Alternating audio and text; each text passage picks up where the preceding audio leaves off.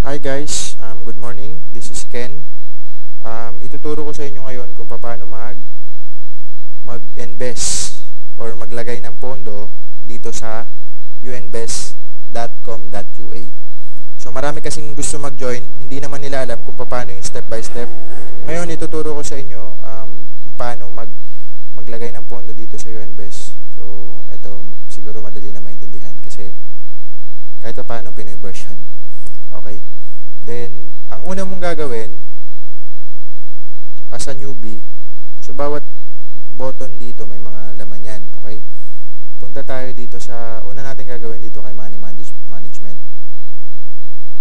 Click mo lang yung Money Management, then makakita ka dito ng mga financial partner na meron silang available na payment system na kung saan meron malapit sa inyo or mas komportable para sa'yo. Kung onliner ka naman, siguro alam mo na itong mga payment processor or mga payment system like Paysa, PayPal, Perfect Money, Solid Trust Pay. Okay? So, ito BPI, online. Then, for the Filipino. Then, meron tayong EaguPay. Meron din tayong Maybank. Pamilyar naman yung mga bangko na yan. Then, meron din tayong Union Bank. Ang ginamit ko dito, nung naglagay ako ng pondo, yung Union Bank. Then, kung wala naman ikaw mga bangko, siguro pwede ka dito, Western Union. So, tuturuan ko kayo paano. Paano nga ba? Ang gagawin mo, may mga financial partner na yan. Ito yung available na payment processor na meron sila. Ngayon, pipili ka lang dito kung saan ba yung may payment processor na komportable ka. Halimbawa, dito sa gaya ng ginawa ko, ituturo ko rin sa inyo. Union Bank ang ginawa ko. So, pag-click mo ng Union Bank, may makikita ka dito sa baba. Ito yung mga unti na lang. Okay. Tama ba ako? Okay. Pag-click mo ng Union Bank, makikita mo doon kung sino yung taong nagbebenta or available or financial partner na available yung Union Bank niya. So, makikita mo, meron pa daw siyang pondo na $2,000. Ibig sabihin, pwede mo pambilhin yung pondo niya. So, magkano yun? Pumapatak yun ng okay. Tingin tayo dito sa iba. Yung medyo maraming pagpipilian na financial partner. Like this, BPI Philippines. So, pag-click mo sa BPI Philippines, makikita mo, ito yung mga financial partner. So, Pilipinas to. Ngayon, ito mga Pilipino rin to. Mga Pilipino na financial partner ng UNBest. So, sa kanila ka bibili ng pondo. Then, pag kumita ka naman sa UNBest, sa kanila mo rin papapalitan. So, parang bridges sila or bridge na kung saan, doon ka makakabili ng pondo and yet, doon na rin ikaw makakapag-exchange ng earning mo from UNBest. Okay. So, punta tayo dito. Kagaya nito ni James Bong, meron na siyang 55 transaction. Ito si Kuha mo, meron siyang 189 transaction. Then, ito si Quick Exchange, meron siyang 54. A200, 2000, 107. Then, halimbawa, nakita mo na to, itong financial partner na yan, may mga details naman yung mga tao na yan. Makikita mo mamaya, ituturo ko sa inyo. So, pag-click mo nitong add, makikita mo dun yung details ng tao or ng financial partner at kung paano yung proseso, magkano babentahan niya. Sample, payment method niya, BPI. Ibig sabihin, magdi-deposit ka sa BPI niya. Okay? Kung magkano yung bibilhin mong pondo. Ibig sabihin, yung bibilhin mo ng pondo sa kanya, ang available na lang sa BPI niya is $2,000. So, pumapatak pa yun ng 80,000 pesos. Bakit? Ang bentahan niya per dollar is pumapatak ng 40 pesos. So, kung 2,000 yan, 80 pesos, 80,000 pa yan. So, pwede mo naman bilhin na agad lahat yun. Ngayon, i-convert mo lang sa dollar yung bibilhin mo. So, sa halimbawa, 80,000 pesos. So, type mo lang dito, 2,000. Okay? Then, ilalagay mo dito yung UNBest PIN mo. So, makikita mo dito yung UNBest PIN nung mag-sign up ka sa UNBEST. So, don't forget your UNBEST PIN. Dapat tanda mo yun. Kasi maraming transaction dito na yun ang kailangan for security purposes. Then, ilalagay mo dito yung kunyari dito, sa UNBEST PIN 5 yan eh. Yan. Ilalagay mo dito yung telephone number mo. Okay, kung ano man yun. Para makontak ka rin nitong financial partner na to.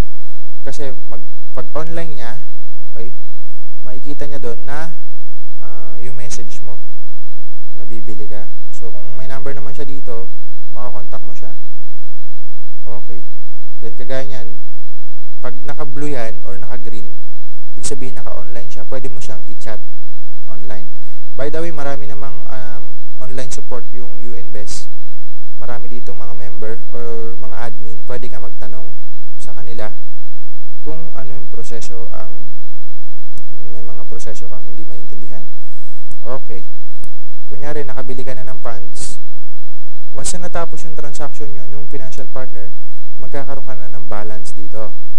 So, pag nagkaroon ka na ng balance, ngayon, bibili ka na syempre ng stocks or share dun sa mga kumpanya na gusto mo. Okay? Kunyari, may pondo ka na dito, pupunta ka naman dito sa asset management. Okay. Nakalagay dito yung price ng share. Okay? So, ito yung mga price, converted to dollar yan lahat. Then, ito yung pwede mong kitain monthly. So, ibig sabihin, nag-invest ka bumili ka ng share na 4,400, ang pwede mong kitain monthly is $337. Click natin yan, makikita natin yung details. Okay, ito si Global Invest Network. Ito si Global Invest Network, ang presyo niya 4,400 monthly. So, ito yung neto mo. Then, 6 na lang available. Makikita mo dito, yung sa info, pag-click mo ng info, makikita mo dyan kung kailan siya nag-start. Ibig sabihin, kung kailan siya nag-start, kung magkano lang yung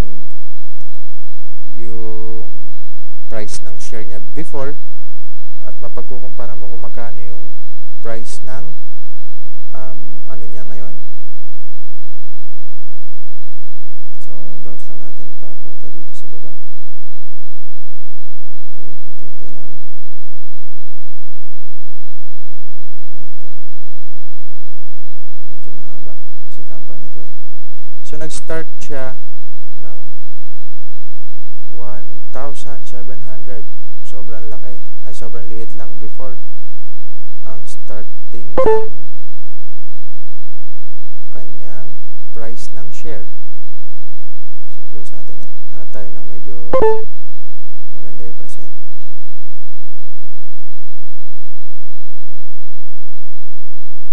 Okay, kunyari dito sa Daily Factory, bumili ako ng share dito.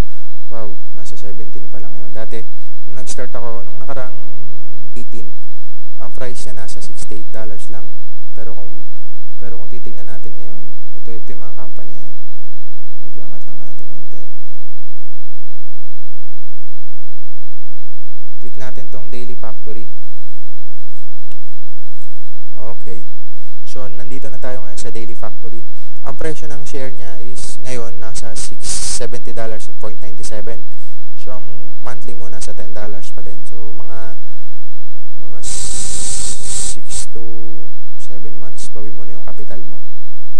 Pwede mo namang withdrawin monthly yung monthly monthly earning mo. Pwede mo siyang withdrawin. Doon mo rin siya papapalitan doon sa mga financial partner na yun. Para naman pala mag-financial partner, may mga requirements yan. So, mahigpit ang requirements sa financial partner. May mga show money yan. So, mga siguro few weeks mo lang kayo, ituturo ko rin sa inyo yan. Kung papansinin mo, yung share na to, nasa 70.97. Ngayon, ito yung monthly mo. So, ibig sabihin, bumili ka, meron ka isang share na kumikita ka monthly ng $10. I-divide mo lang yan sa 10. So, ibig sabihin, 7 months mahigit, bawi mo na yung capital mo. Tama? available na lang na share na pwede mong bilhin, pumapatak yun ng 1,251 na $70. So, ibig sabihin, hindi mo naman maubos yan. Kung kaya lang naman, pwede naman. Nasa sa'yo yun, pwede ka naman mamili, marami kang option. Then, ituturo ko rin, dito sa info, makikita mo dito kung kailan nag-start, okay? Yung project na yan, magkano lang ang nag-start ng share niyan, magkano lang siya nag-start. So, kung mapapansin nyo ngayon, nasa 70 na yung share. Okay? Available niya. Makikita mo dito sa info lahat ng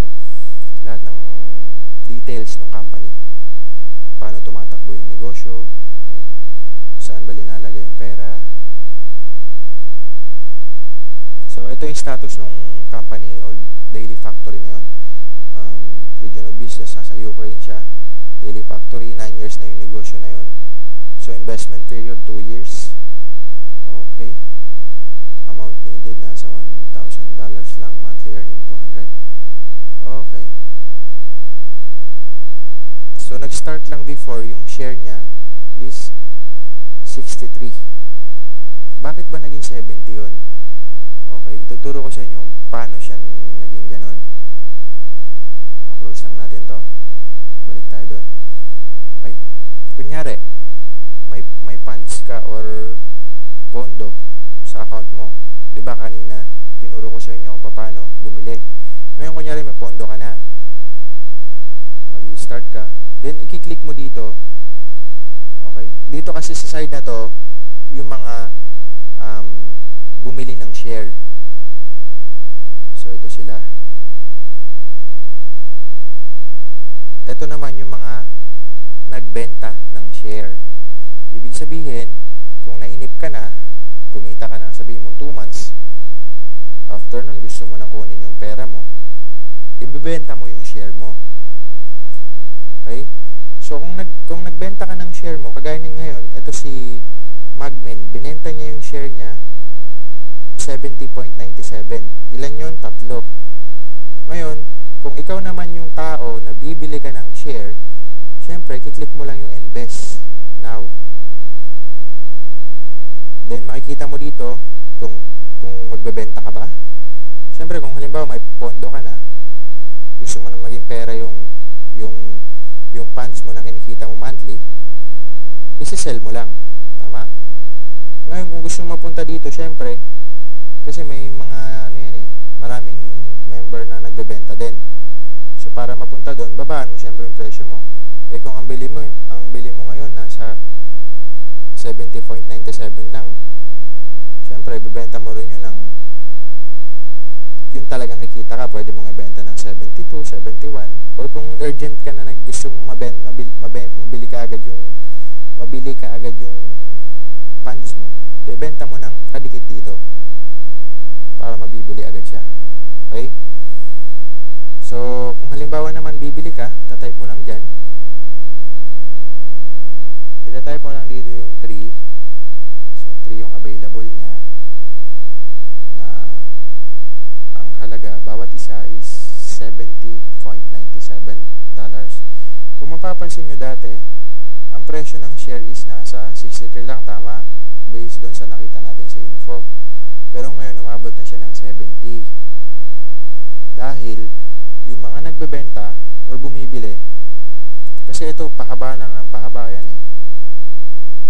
Padagdag na ng padagdag. Then, halimbawa, nabili mo nga ngayon ng 70.97. Tama? After 3 months, syempre, kumikita ka monthly, after 3 months, mas mataas na siya dito. Tama? Sa bili mo dati. Ngayon, pwede mo na siyang ibenta dun sa presyo nakadikit ng bentahan dun sa 3 months na darating. Sabihin natin, after 3 months, nasa ano na siya? Nasa $76. Di, kita ka pa rin. Kumikita ka na monthly, pag binenta mo pa yung share mo, may kita ka pa. Tama?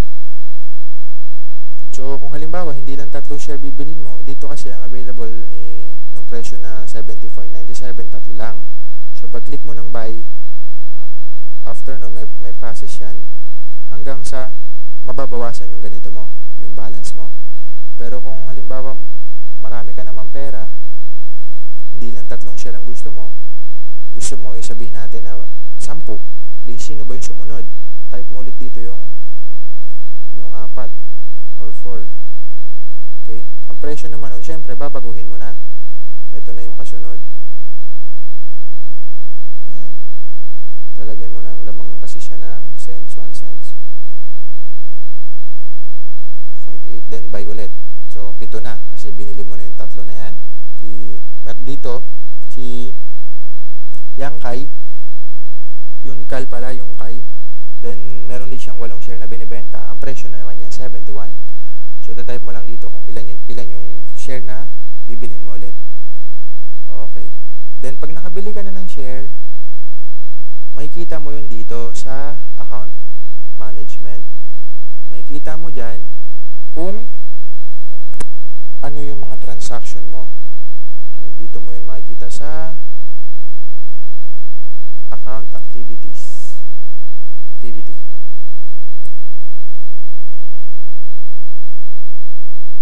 Makikita mo dito kung magkano yung binili mo na pondo or na amount. Fund amount. So, ang binili ko nung nag-start lang ako nung June 18, 1,250. Okay? Sa financial partner, makikita mo dito yung details. Then, makikita mo rin dito yung kung saan mo siya binili. Through Union Bank mo siya binili. Tapos, dito sa asset history, makikita mo dito yung mga binili mong project. Ayan, kagaya niyan. Kailan mo siya binili, kailan siya kikita. So, ibig sabihin, every 18 of the month, meron akong, so, ito yung starting price niya before. Ngayon, ito na siya. Kasi tumataas nga yung bentahan. Tapos, ito yung earning niya monthly. So, imaginein mo na lang, 4 na 43 plus isang 10. Mga 7,000, more or less 7,000 pesos ang kita nung 50,000 pesos ko, $1,250. Imagine mo, 50,000, may tira pa akong $15. 50,000 pesos, kumikita ka ng 7,000 monthly. Wala kang ginagawa. Pwede na, di ba? So, ito naman, ang kitaan dito sa UNBEST, medyo doon sa mga sanay sa multi-level marketing na malaki yung kitaan, kung dito ka papasok sa UNBEST, maliliitan ka. Bakit? Kasi ang pwedeng kitain ng pera mo dito is 12% lang per month. 14 to 12%. 14 to 12% per month ang kikitain mo. 14 to 12% per month. So, kung 100,000, pwede kang kumita ng 12,000 araw-araw ay monthly. Then, kung 200, meron kang 24, more or less. Kung 300 naman, meron kang magkano? 36. 336. Anytime naman, pwede mong ibenta yung share mo. Once, halimbawa, after 3 months, nainip ka na. After 2 months, after 1 month, nainip ka na. Benta mo lang yung share mo. Okay. So, siguro naman na naituro ko na sa inyo kung paano magpondo at paano maglagay ng pondo dito sa UNBEST. So, kagaya nito, aabangan mo na lang siya monthly. Kung sabihin mong 2 years, ang magiging transaction mo dito or pagpapalit mo ng funds, dun sa mga maiinip, bumili ka araw-araw ng pondo. Pero kung gusto mong, siyempre, nagpondo ka ngayon, next month mo makukuha. So, kung 2 years, mga 24 na ganito. 24 na transaction. So, kung 2 years, 24 na transaction lang yun. Dun sa mga, kung gusto mo araw-araw kumita, di araw-araw ko bumili ng share. Okay? So, salamat sa oras nyo. This is Ken again. And hopefully, makatulong tong video na to.